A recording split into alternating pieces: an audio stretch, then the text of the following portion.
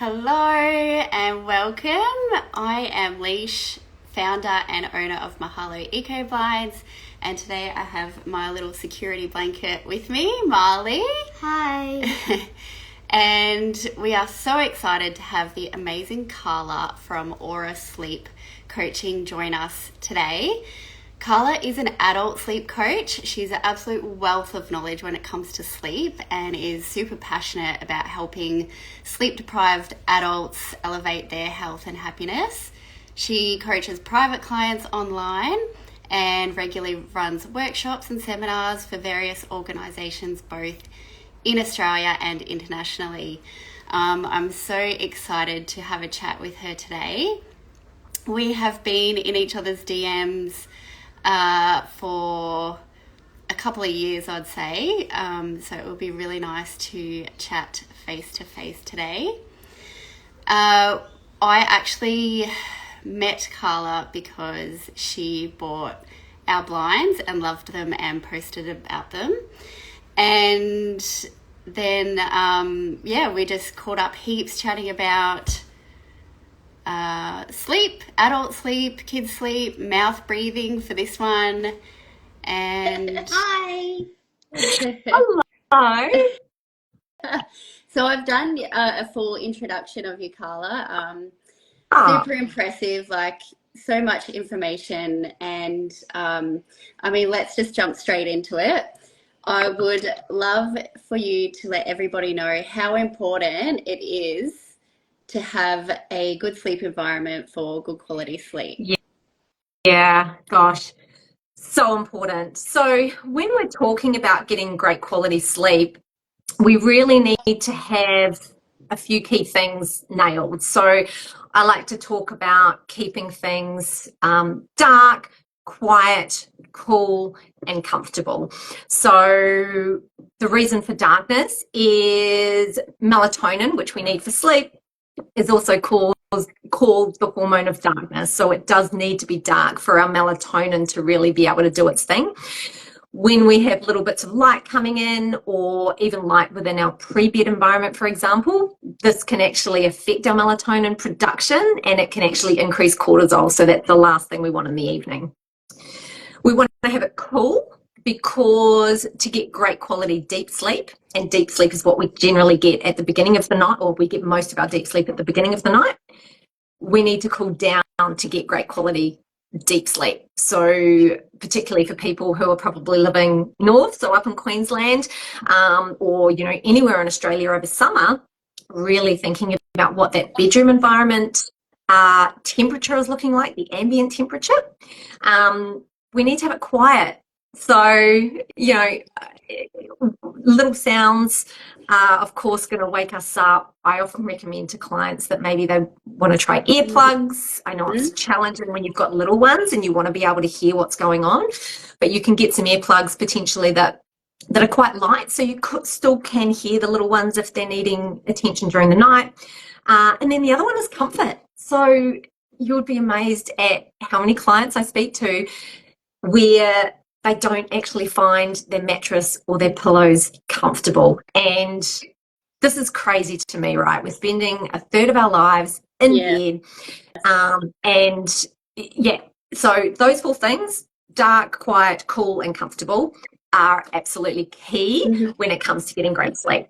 I feel like pillow is a big thing and it is so underrated, and I feel like it's very hard to find the right pillow. Yeah, but do you know, oh, sorry to interrupt, Liz. It's a bit weird because I can't see you talking, so I can't gauge whether you're stopping or not. Back in the day, I remember going to Maya and grabbing all the test pillows and trying to test them out. Most companies now have the 100-night guarantee. So I feel like there's sort of no excuse not to have a comfortable bedroom environment. Like, they're doing it with mattresses as well. So I would say go out there and try the different styles. I know Sleeping Dark, Koala, Akosa, just off the top of my head, all do that 100-night guarantee, because they're all aware of how important that comfort factor is. Yeah, that's amazing, isn't it? And can you explain the effects of light on our sleep and why darkness is so important? Yeah. So I feel like a lot of people don't actually realize that that light can still impact through closed eyelids. So we've got this little sensor on the bottom of our eyes.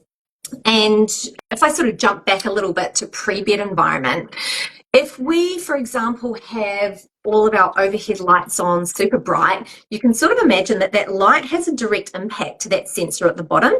So even when we're thinking about pre-bed, we're really wanting to look at both the temperature of the light, like where it sits on the spectrum. So we've got blue at one end, which is that bright, bright white, and then we've got sort of these red and oranges at the other end. So we're really trying to get the light down to that red and orange. We're also moving the light below eye height because with that sensor in the bottom of the eyelid, it doesn't have as much of an impact because it's coming up from the bottom. So keeping that light low. So if we're going to extend that into the bedroom, so for people who love to, say, read in bed, for example, or they do like to have a light on before they go to bed, thinking about where on the spectrum that light sits, thinking about where it physically sits as well. But to your question around light actually affecting at night, this is particularly challenging, say, for example, where you've got someone who might be highly stressed, or perhaps they're moving into this perimenopause, menopause season of life where hormones are a bit out of whack and there's potentially high cortisol.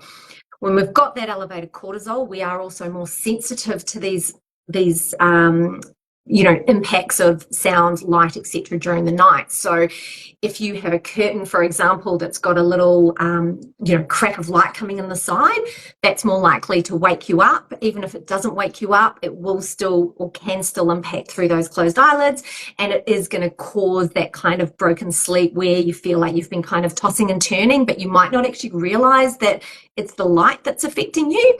So it's really, really important to, and I'm just looking at the curtains that I have across my sliding door right now, because I'm like, if I was sleeping out here, like, this curtain would have to go. I mean, I sleep in there, so it's okay. Yeah. But yeah, so it's more important than what people think. And if I had worked with a lovely client last year who lived coastal, and he had a view of the ocean, and he loved to sleep with his curtain up because he loved seeing the moonlight, the stars, getting woken up by the sun, etc. And he was finding it really hard to fall asleep, and then he was waking up super early in the morning, and he was actually at a point in his life where he couldn't get through the day without having a 2-hour nap every single day. Wow. So we started working together, and I said, look, what is the view out your bedroom window like? And he's like, oh, it's great. I can see the moon. I can see the stars. I can see the boat lights. I can see a few street lights. And I said, look, humor me. Just try sleeping with your curtains down for a couple of nights and see how you go. And straight away, he was sleeping all the way through. So your perfect example of something that was impacting, but he just didn't realize, right? He just did not connect the dots, that it was just that light that was kind of twinkling away in the background. I mean, he loved the view, and he just hadn't realized that light was actually impacting. Yes, yeah, and it does make a huge difference. And it's interesting you say about, I guess as we age and being perimenopausal, being more sensitive to these things. Now in my 40s, I have Marley here. You can't see. He'll attest to this, that I am, and I laugh when I do this because you and I have laughed about this before. If someone turns a bright light on, get that light off. And I now burn, like, I have a beeswax candle and I burn that, and we just read with that light. But you have brought up a good point that I actually don't do that in the kids' rooms. They do have a pendant light which hangs halfway down, but it might be good to have a little light that's even a bit lower for their reading at night. Yeah, and it's hard. I mean, even I've got to admit, I'm a little bit slack with this. Sorry, the dog's having a little bit of a sook. I used to have a red light in my bedroom. It broke, and I haven't got around to fixing it yet. So it's something I need to do. And I think it's a case of it doesn't need to be perfect. You just sort of need to look at the environment and look at the little tweaks that you might want to make. Another really good tip that I personally use and I recommend to my clients is, and it would be really good for parents as well, particularly if you're having to get up at night to see the kids, getting a little red sensor light, and it sits low on the floor. So for me, I've got quite a small apartment, so mine just sits just at the base of the toilet. So as soon as I walk in there, it lights up. But it could be just outside your bedroom door, for example, or just outside the kids' bedroom door. So when you walk past, might be a bit of an issue if you have cats or dogs wandering around, but that can be a really good idea as well, because the last thing we want to do at night is flicking on those lights and impacting sleep. Absolutely. Yeah, no, that's a great idea. Yeah. And I know you bought Mahalo Eco Blinds before we knew each other. And so what was your reasoning for purchasing blackout blinds? Yeah. So it's funny because in my little apartment, so I've got a little apartment in Port Melbourne, and my bedroom doesn't actually have any windows. So I don't have a problem sleeping here, which is great. But last year I was traveling in my camper van. So I was doing a combination of living in the camper van, but also house sitting. Now my camper van is pimped out with blackout blinds already. But what I was finding, and honestly I was quite shocked, every single house, every single home that I stayed in last year had shocking bedroom environments to sleep in terms of the light. So yes, it was either there would either be rooms that just simply didn't have curtains, or they would have really flimsy curtains. There would be street lights outside. One that I did a little bit more house sitting this year, one that I stayed in recently, the curtains were almost non-existent, and there was a huge street light outside. It was insane. So initially it was for that. So I actually brought one set of your blackout curtains. Ended up having to chop them up because I then stayed in a place that had really little windows. So then I've got a second set. So I've got my little set, my big set, and they live in my van. But I am actually going to be flying to Noosa later this year. I will be taking a set with me because I just can't risk having this random light coming in the bedroom. And people have actually cut them up and used them in their caravans as well, because there's so much light in caravans, and traveling with little ones especially as well. And I find we hire a caravan every year, and there's the microwave light, the time on the microwave. There's a water pump light flashing all night. There's the TV light. And so I'm, putting tape on all these things because I can't sleep. With just these, you wouldn't realize these tiny little lights make such a big difference. It's crazy.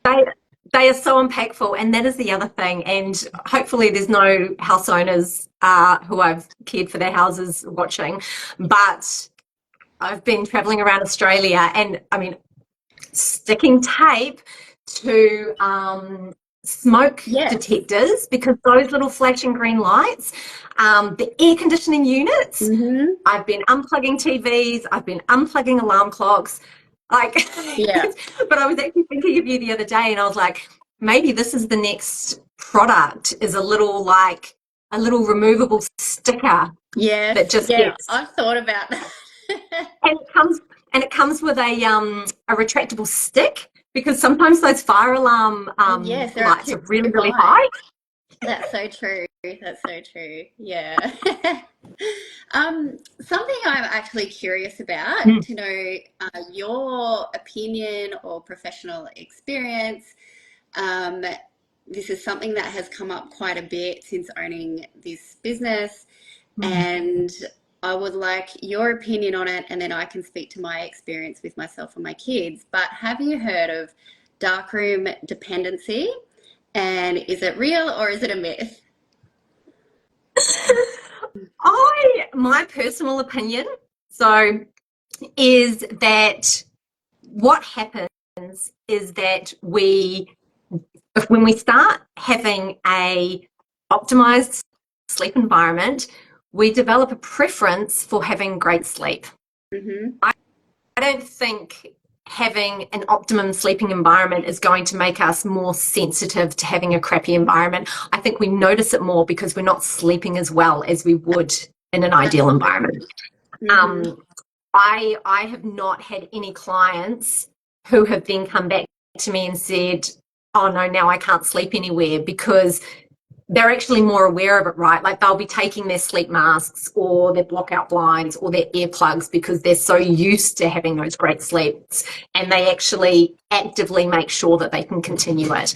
But yeah, keen to hear from your perspective in terms of like the little ones. Yes. So my experience specifically with Harlow, because she was a terrible sleeper, she had silent reflux. But when I finally got her room fully blacked out, I spent probably a week, I'd feed her to sleep and get her to sleep in a dark room. Prior to this, she would scream in the car, absolutely scream. She'd be tired and it would be nap time. She would not sleep. Once I got her sleeping well in the dark room, it's like it had a flow-on effect. And then I remember dropping Marley at family daycare, and it was a 20-minute drive home, and it was silent. And I was like, what's going on? I looked in the rearview mirror and she was asleep. And from then on, she could sleep anywhere then. And It's amazing. She didn't need that dark room to sleep, but it was like teaching her to sleep in that dark room and getting a good basis for sleep then had a flow-on effect. Better than me. Almost, it sounds like, and I mean, I'm sure you already mentioned this to everyone, that that I help adults sleep, so I'm certainly not an expert with kids, pediatrics, etc. But what it sounds like to me is essentially she has now, by giving her the optimum environment, it's now given her the ability to actually learn how to sleep, and of course she's been able to then translate that to other environments. Yeah, absolutely. Yeah. So good. I feel like, like you said, we develop a preference. Like myself, I need the quiet, I need the dark, I need all the things to sleep. Whereas my husband, he could sleep anywhere, absolutely anywhere, but I don't think he's getting a good quality sleep. So. Well, that's a good point actually. Can we touch on that briefly? Yeah, absolutely. So typically when we see people that can fall asleep at the drop of a hat, they can sleep anywhere, it can be suggestive of a I'm not going to say sleep deprivation, but it's suggestive that they probably need more sleep. So a healthy sleeper falls asleep on average in 15 minutes. So I think the normal range is about 8 to 22 minutes. If someone's falling asleep in less than 5 minutes, it is likely that they're actually underslept. Sure. Yeah, that makes sense. Yeah. As I've spoken to you before, he snores as well. So I say to him, you can't possibly be getting a good sleep. You sound like a freight train. How does that affect you though? Yeah, well, I do have noise cancelling earphones, but yeah, I still hear him. So, but yeah. So I have a final question, because we're almost out of time. Do you have any quick tips that could help anyone watching now to sleep better and maybe even improve their sleep tonight? Yeah. So, I mean, the basics, I think, are addressing that bedroom environment. Absolutely. So dark, cool, comfortable, and quiet. I should mention the cool part, probably not so much of an issue now, but ideally you want your ambient the ambient temperature of your bedroom to be below 19 degrees or below. Yes. So it's a little bit colder than most people think. A lot of people are shocked about that, but I definitely notice a better sleep when I'm in a cooler room. Yes. Yeah, I did a little experiment. Oh, sorry. No, you're right. Oh, it's so weird not being able to see you. We're going to have proper catch up after this. I did a little experiment on myself recently, which I keep forgetting to sort of like talk about here, but holy crap, it was around temperature, and the difference, was out of this world. So those are the 4 things, thinking about that sleeping environment. And when we think about sleep, we of course think about what is happening at night. But if we go right back to the other end of the day, so the morning, how are you starting your morning? The easiest thing that I encourage everybody to do, because it is cheap, it is efficient, it only takes 5 to 10 minutes, is just getting outside and getting natural light in the eyes. Ideally every morning, but even if it's every second morning, that is better than nothing. So start that day with morning light, and it doesn't matter if the sun's not out. That helps set your circadian rhythm right, so your body knows exactly that it's the morning and time to wake up. And that is exactly it. We talk about cortisol at night not being great, but in the morning that is what we want, because in the morning our cortisol is rising. So getting outside, seeing that light boosts that cortisol, which gives you focus, concentration, motivation, all of this good stuff. Tells your brain that it's the start of a new day, because that circadian rhythm, which is our 24-hour clock, it's actually more than 24 hours. So without seeing that light, you your brain doesn't know what's going on. So get outside, 5-10 minutes, walk around the block, have your coffee on your balcony, and just see how you feel. Because once you start doing it, you probably won't really notice the benefits as you start doing it, but trust me, once you start doing it and then you stop, you really notice the difference between doing it and not. Do you do that, Leesh? Yeah, so we go out on the balcony of a morning and amazing bask in the sun, and it's wet and cold here at the moment, but to get out. And we also walk to school as well, so I think that's really nice way to start the best, because you're combining that gentle movement in the morning as well. So good. Yeah.